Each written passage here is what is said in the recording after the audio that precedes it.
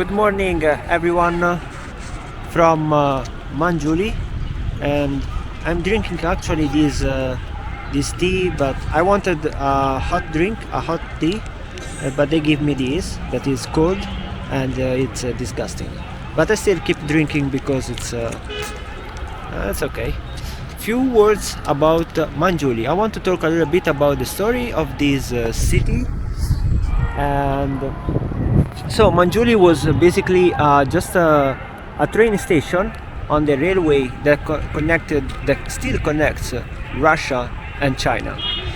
Then it became more and more developed because this was the center where the trade, in particular tea trade, between Russian and Chinese happened. So this city started to develop, and actually the land port in Manjuli, it's the biggest land port in China, in the whole China, and through this port passes over 65% of the whole trade between Russia and China. So Manjuli is basically a trading city.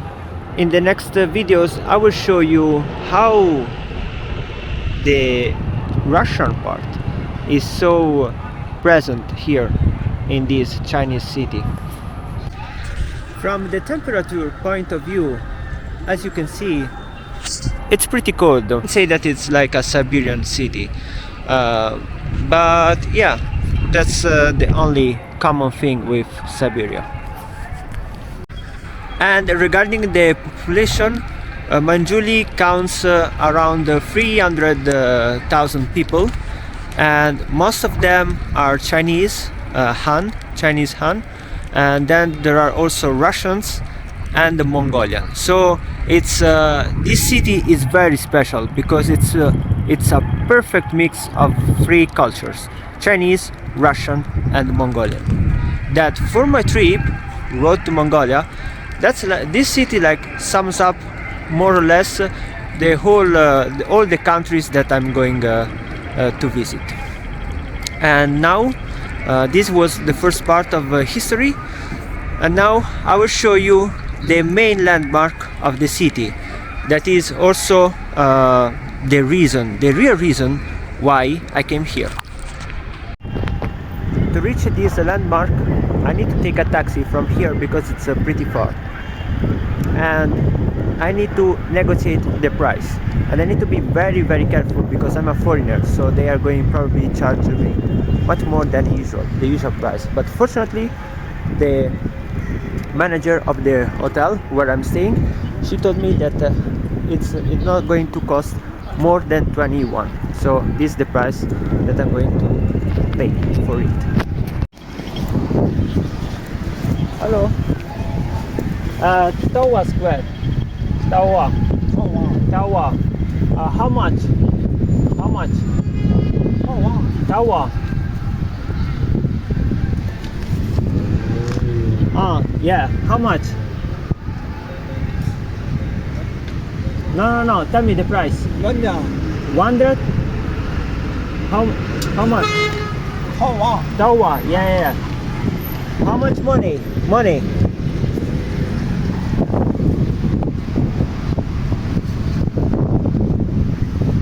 15? Okay.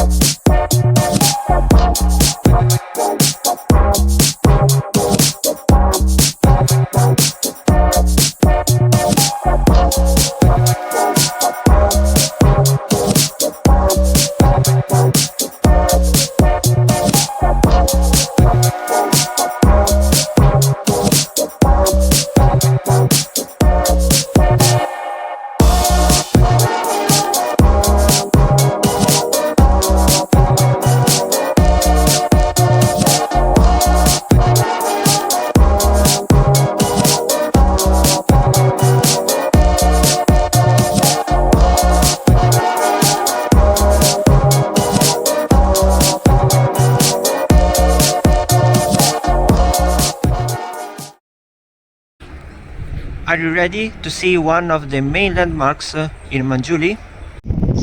Look at this. It feels like I'm on Red Square in Moscow, but I'm in China. So you're probably asking, what is this? This is actually a park that includes a replica of typical Russian style buildings, like this one here. And this giant park, it's like a symbol of the friendship between Russia and China, above all from a commercial, from a trade point of view. So it's like a place above all made for Russian people to make them feel at home. And for me, this is the most surreal thing, you know, because I really love when I get this type of mix, of cultural mix. So it's like, for me, it's crazy to be in China, but at the same time feeling like I'm in Russia, you know. So look at this, for example. I don't know if you can see it. I just come close. But yeah, this is like an example of what is Mongolia. So everywhere you can see Chinese and Russian. Yeah, this is a visitor center, for example, and yeah, but wait, because I'm going to show you the craziest thing ever. But before going there, I want to show you the entrance to the park. It's actually opening. It will be open, I asked them, very soon. And inside there are these matryoshka replica and some other like form of entertainment. And yeah, the ticket is €6, but honestly it's not that much, but it's at the same time it's not really worth it for me right now. And here is everything about Russia. So there is here over there, for example, Russian supermarket with Chinese music. We have here Russia House. We have here a lot of snow. Yeah, I mean, it's I told you, it's like a Siberian, still a Siberian city. It's like from temperature point of view. And we got also a Russian circus and one of the most surrealistic landmarks I ever seen. This is the Matryoshka doll statue. It's huge.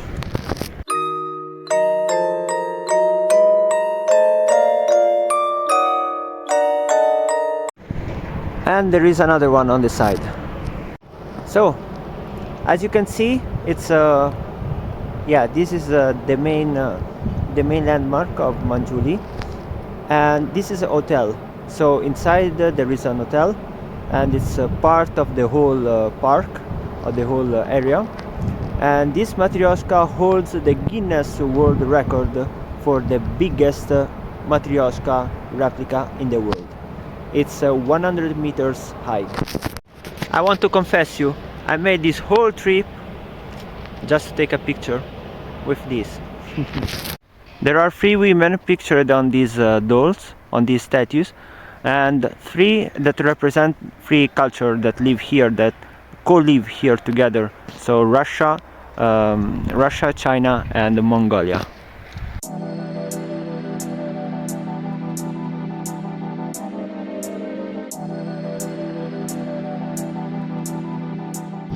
Honestly, the place feels quite empty.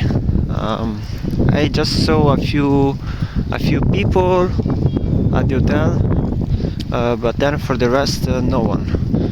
And yeah, there are just me and the snow. By the way, there are still buildings in construction, like that one. Probably there will be another hotel, and over there also other buildings.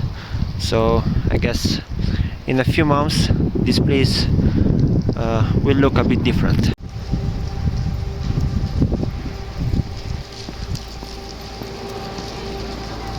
This is like a shopping street, but is everything closed?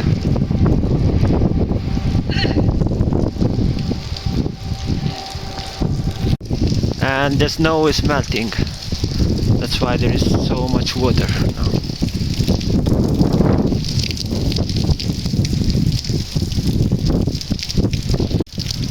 Okay, so I don't want to go there because it's wet, but yeah, there is no way to go further.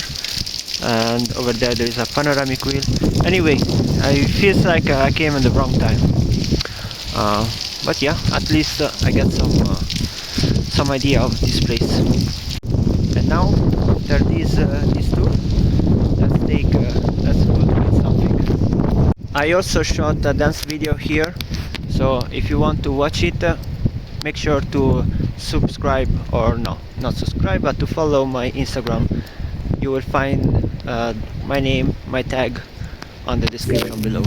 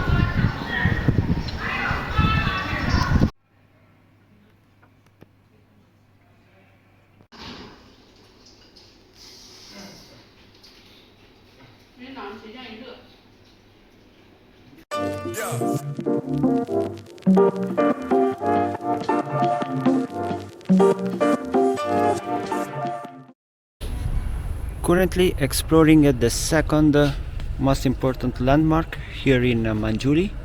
That is this one here.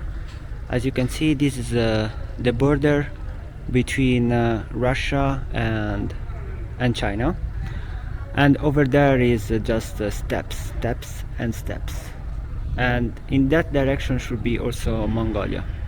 So this city really represents the intersection between these three different cultures. And actually I went to the top of this tower. Yeah, there is like a deck on the last floor, and then from there you get a very nice view over the over Manjuli city, but over the steppes surrounding. But also you get an overview of the town of Zabaikalsk. That is the little town that sits on the border with China. I have the video for this, so you can see the difference between Zabaikalsk and Manjuli.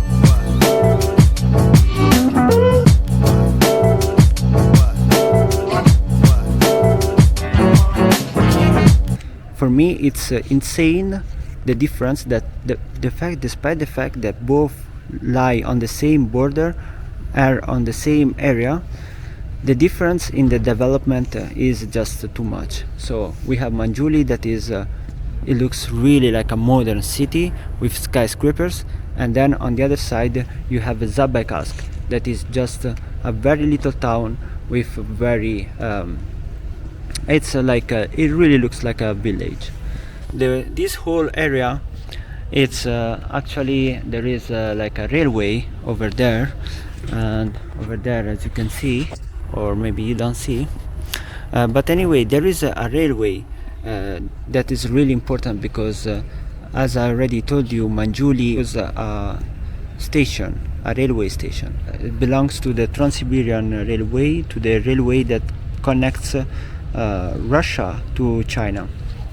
And here, this is the biggest land port in China. So the majority, a great part of the products that are exported to Europe, to Russia, pass through this point. So this is the tower that I visited. I went on the top. Actually, it was forbidden to take pictures and video, but I did it anyway. And here you can see the railway that crosses this point, and that connects this railway. This connects Russia to China.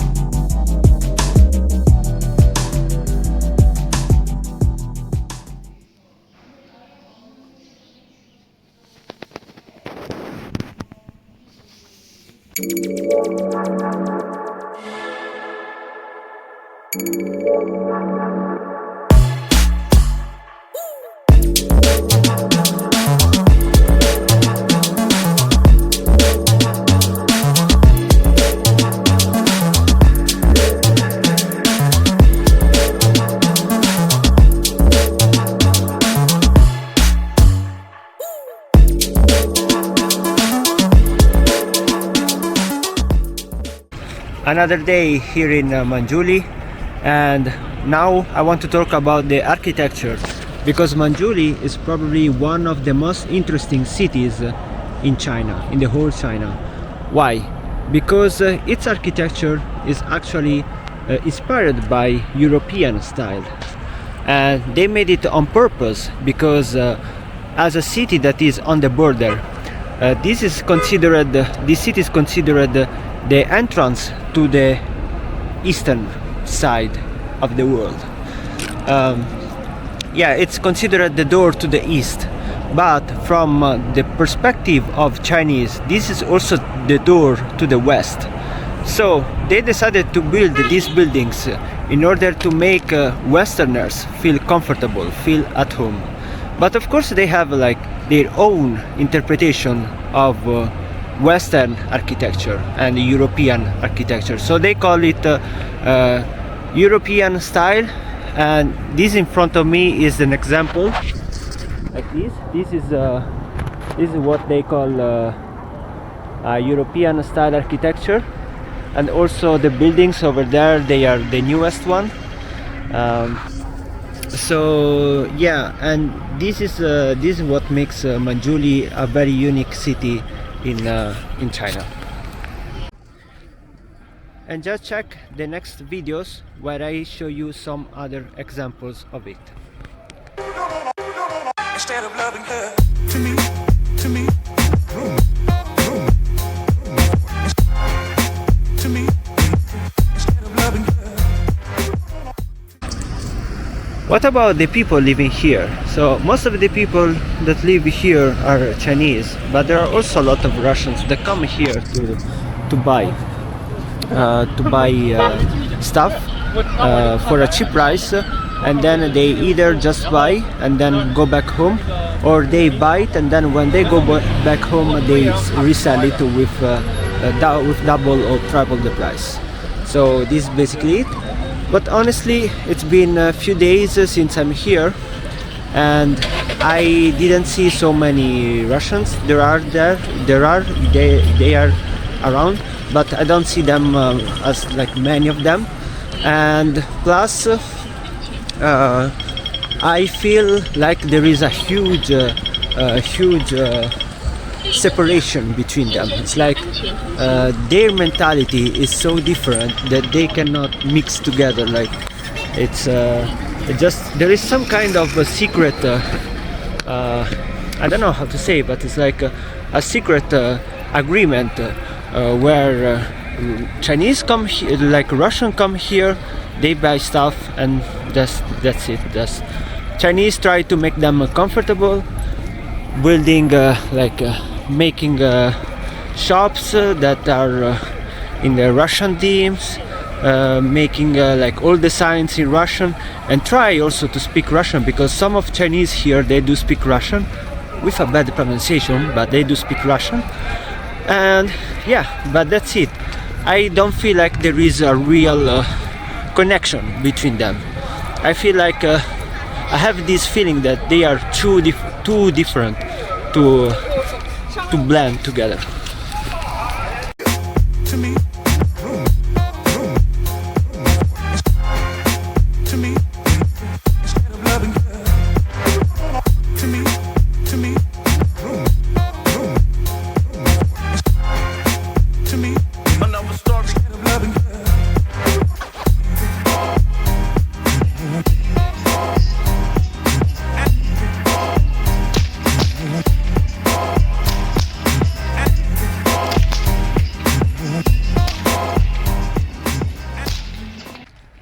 Okay, still exploring the city, and I'm here together with my new friend Rada. Hello.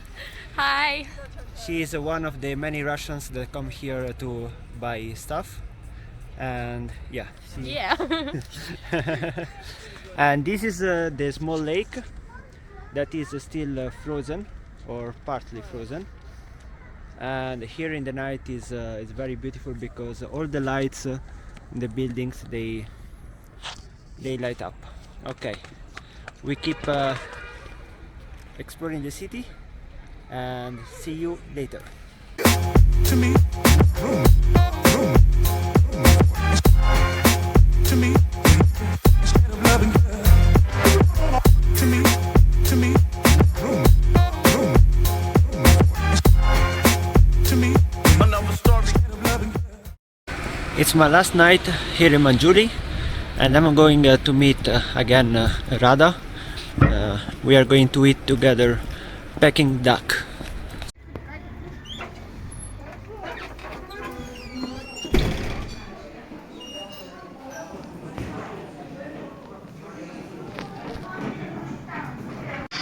So basically in the restaurant there are separate rooms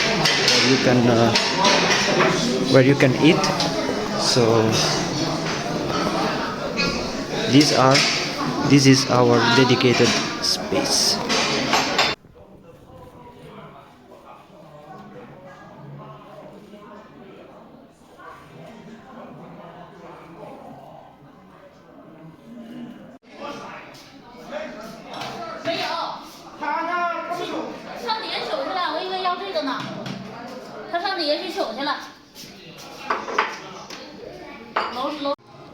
And we are ready to eat. Okay, now I will show you how to eat the Peking duck. So first we take these small crab or pancakes, and then we grab one piece of meat, also true, and then we add some vegetables and another one, and then we roll it like this, and then we dip it in the sauce. Maybe not like this, but it's okay.